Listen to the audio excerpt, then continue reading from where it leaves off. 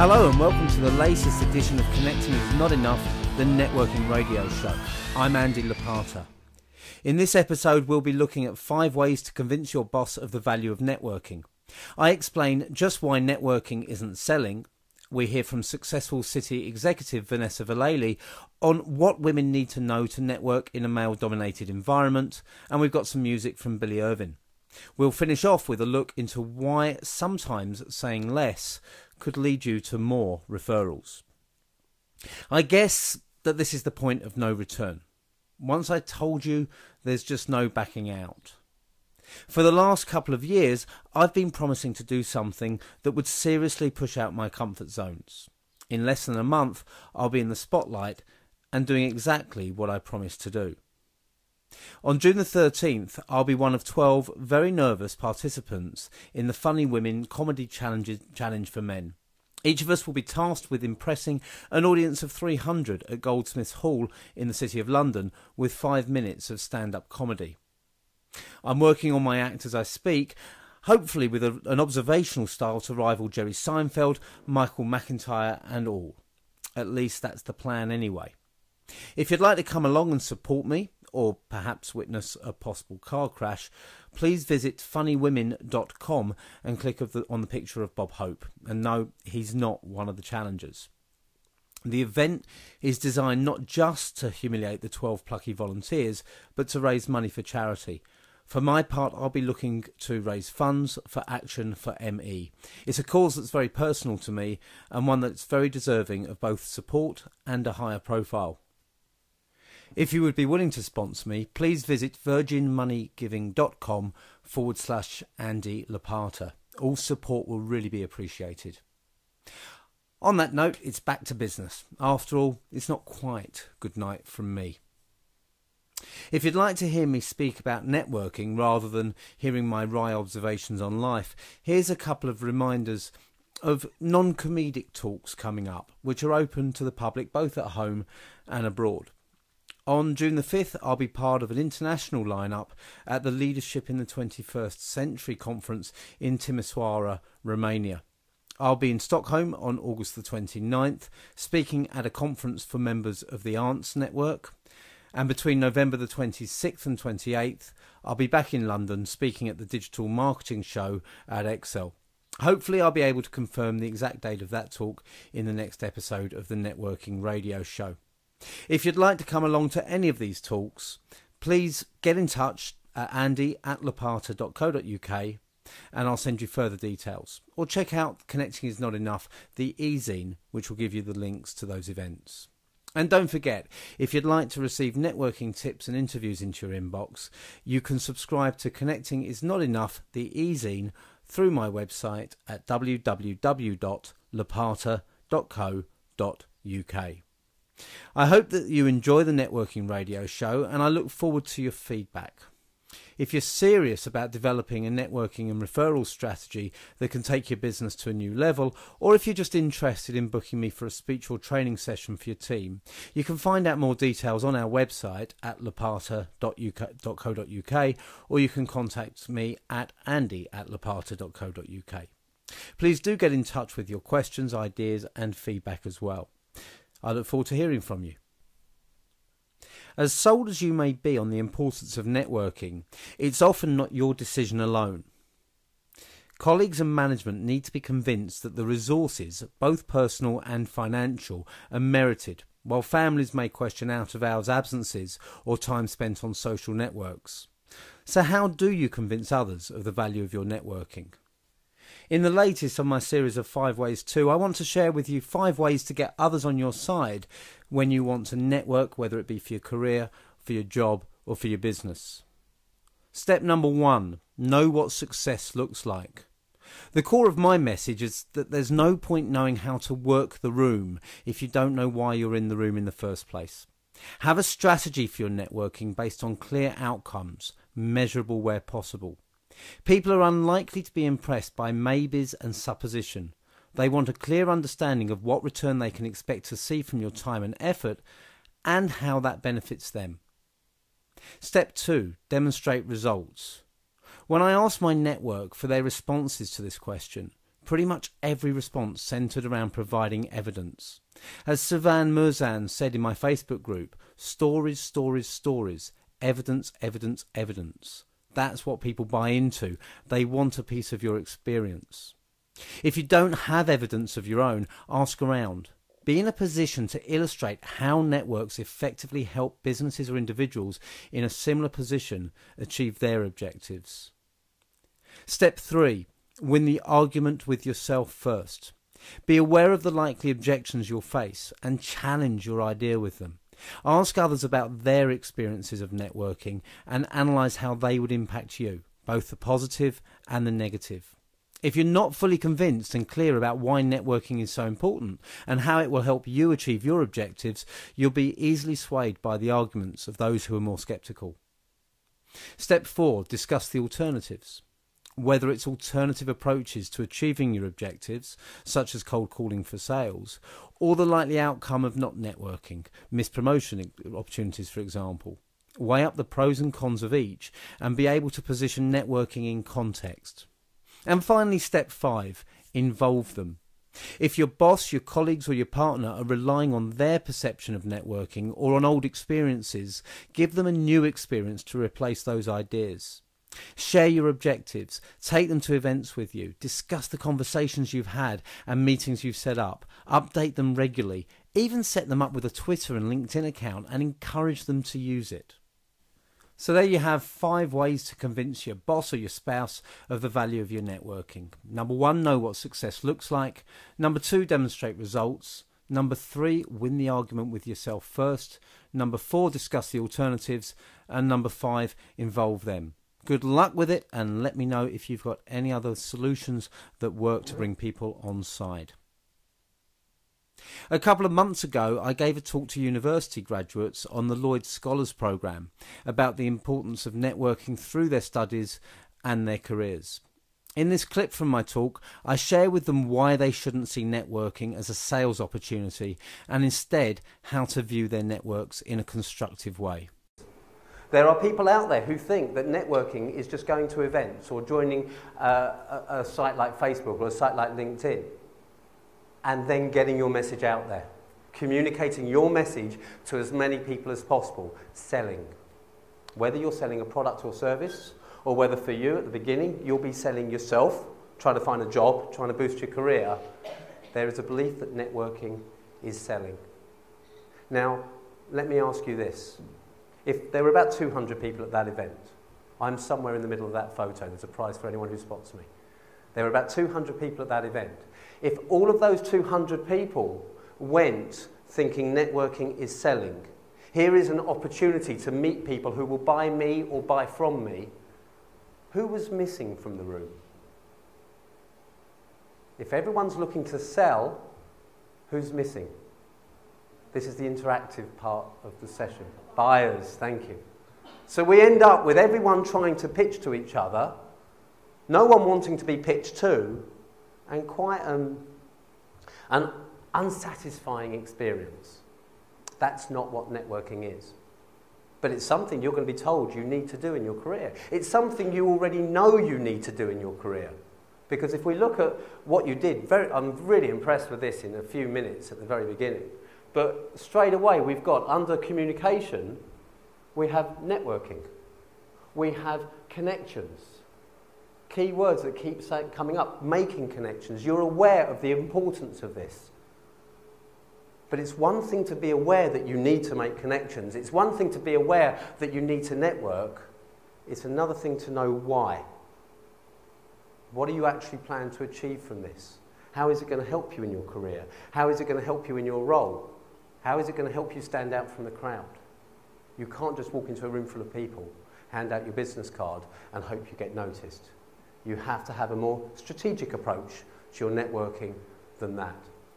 You see, networking for me isn't about that. That's part of it, as are social networks. They enable you to network. Networking is actually about something else, and something that you've talked about here. Bringing people together was one of the things that was put here. Cooperation, respect, teamwork, trust, all of those are part of networking. If someone asks you, what is networking after today?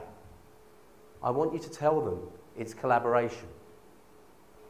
It's collaboration between people, sharing our expertise, our experiences, our ideas, our view of the world, our contacts, so that each of us can achieve more than we could achieve on our own. Look around your table. Look around the room today, including everyone on the outskirts, everyone in the gallery, everyone over here. There is a range of expertise, experience. There are different approaches to problems. There are different ways of looking at things.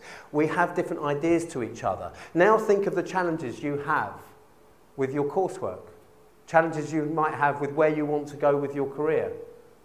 Do you think that if you tapped into some of the pool of different ideas, different resources, different experience, do you think you'll come up with more ideas and more solutions than you could on your own?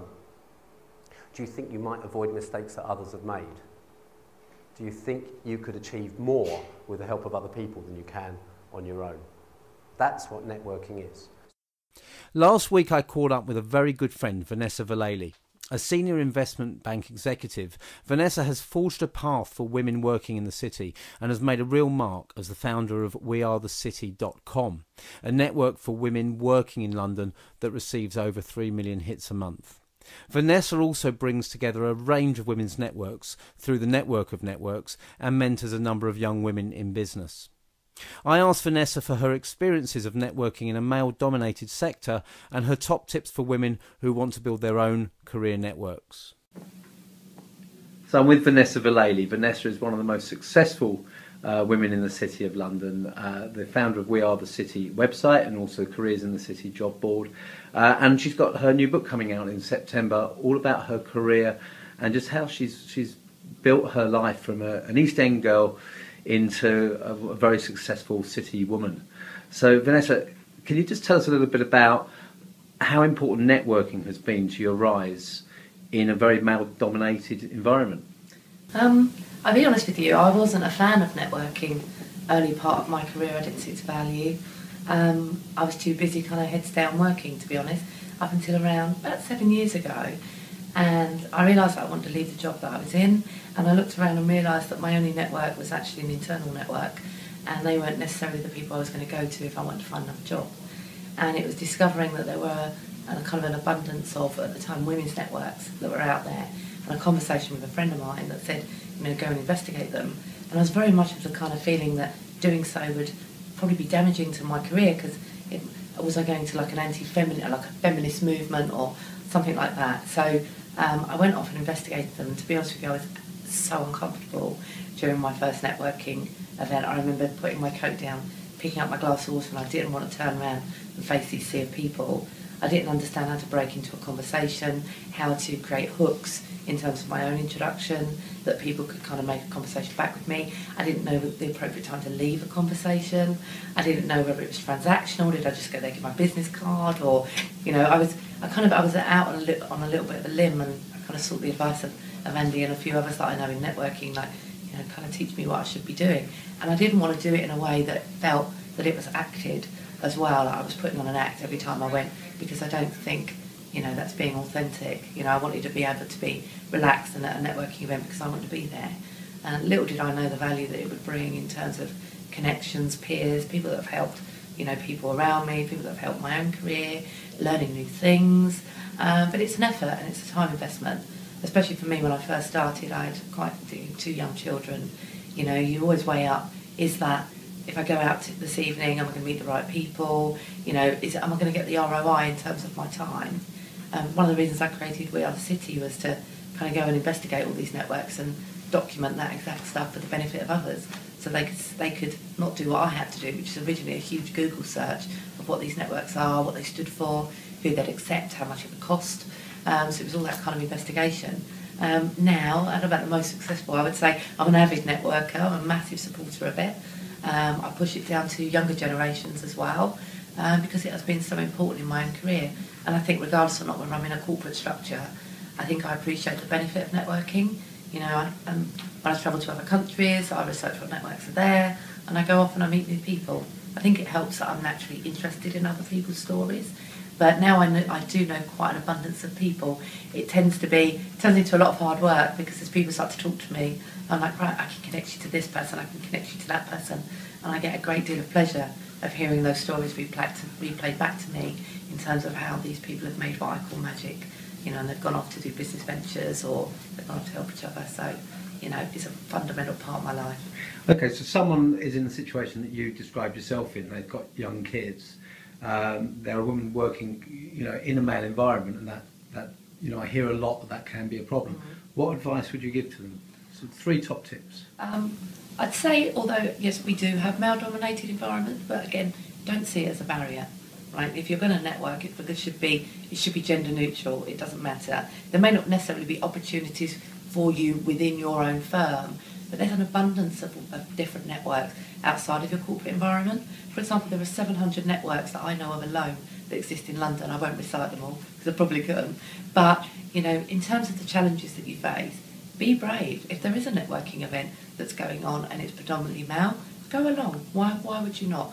They're not going to say, oh my God, there's a woman in the room. To the contrary, you'll find they'll probably be quite engaging. So I would say don't see the barriers.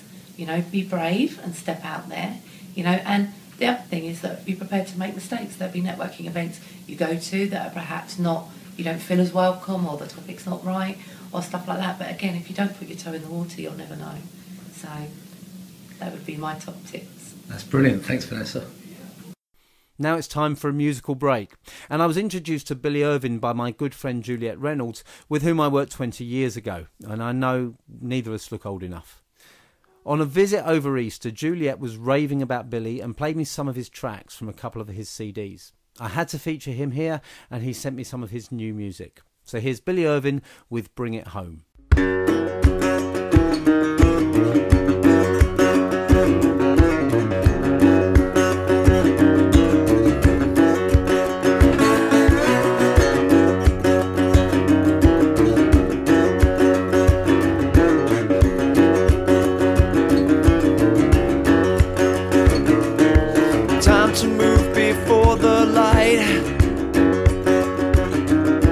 Blessed to be above and fly.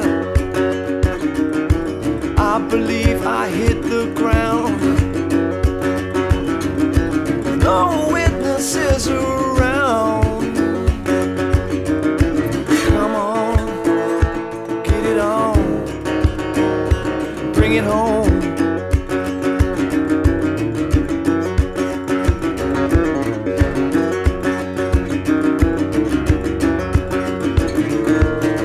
Believers I can prove.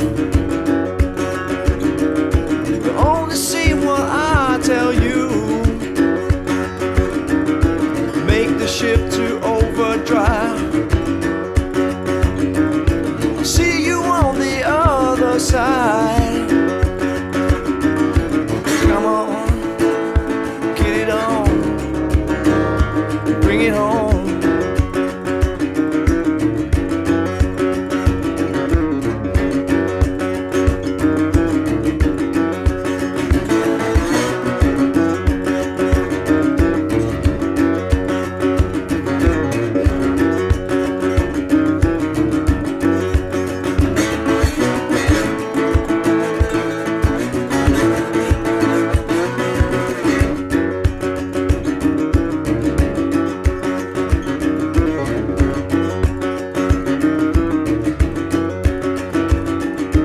Come on, get it on, bring it home.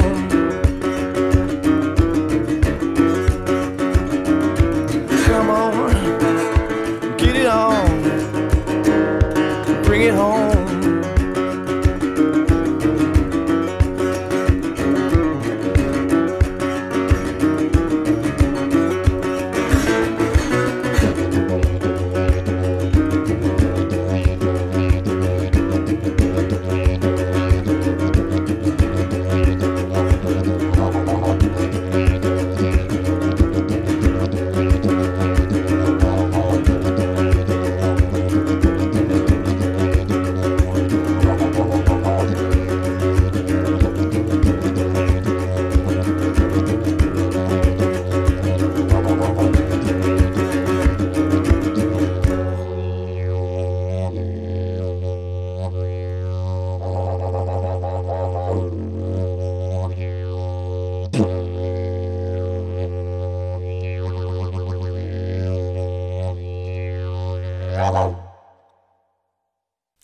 That was Bring It Home from Billy Irvine, and I'm sure that's the first time we've heard a didgeridoo featured on the networking radio show. I hope you enjoyed it.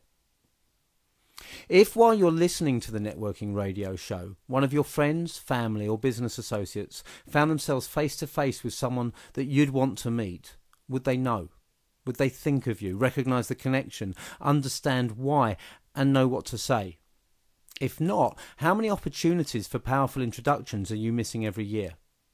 The ability to educate our network about the people we want to meet and to enable them to both recognise the connections and make the introductions is key to a successful referral strategy.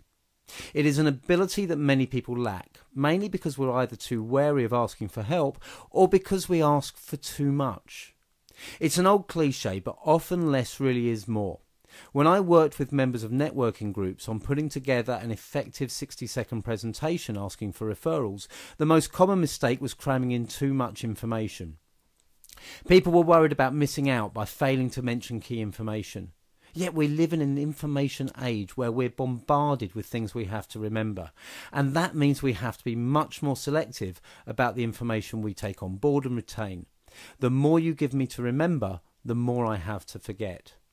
Discussing the 6 modern alternatives to the outdated elevator pitch in his excellent book To Sell is Human, Daniel Pink discusses the one-word pitch. The idea is based on a one-word equity concept developed by advertising legend Maurice Sarchi. According to Pink, Sarchi argues that a world populated with digital natives has intensified the battle for attention in ways no one has fully comprehended. Attention spans aren't merely shrinking, they're disappearing, and the only way to be heard is to push brevity to its breaking point. Pink then quotes Sarchi. In this model, companies compete for global ownership of one word in the public mind. When anybody thinks of you, they utter that word. When anybody utters that word, they think of you. In his book, Pink illustrates the point by asking which technology company you think of when you hear the word search, or which credit card company springs to mind when you hear the word priceless. The same approach can be taken with stimulating referrals. What are the key words, the hooks that will make your network think of you when they hear them? I was mentoring a firm of financial advisors on their referral strategy earlier this week. One of them mentioned that they'd received a referral to someone who was changing their job. On hearing that description, I immediately pictured someone in my close network who's in the same position. Yet I hadn't thought of his needs for a financial advisor before. It may not always be one word, but you need to give your network clear signposts to who you want to meet to enable them to refer you with ease. Anyone with money to invest simply doesn't work for financial advisors in the same way that people changing jobs will. Often you need laser-like focus. The advisor who mentioned people changing jobs explained that one of his champions is a matrimonial solicitor. There would be no point in telling that solicitor he'd like to meet anyone getting divorced unless that lawyer is prepared to spend a large chunk of his time referring him. Instead, he needs to identify a subset of people getting divorced who would be most valuable for him to meet and ensure the solicitor thinks of him when he meets those people. You can adapt your hooks to the network and knowledge of the champions you're equipping to refer you. But in an age in which we have to contend with a barrage of information, keep your message clear, focused and concise, and create it to ensure people consistently recognise opportunities for you when you're not in the room. I hope that gives you some food for thought. I look forward to seeing you again on another networking radio show in 3 weeks' time. Until then, I'm Andy Lopata. Happy networking.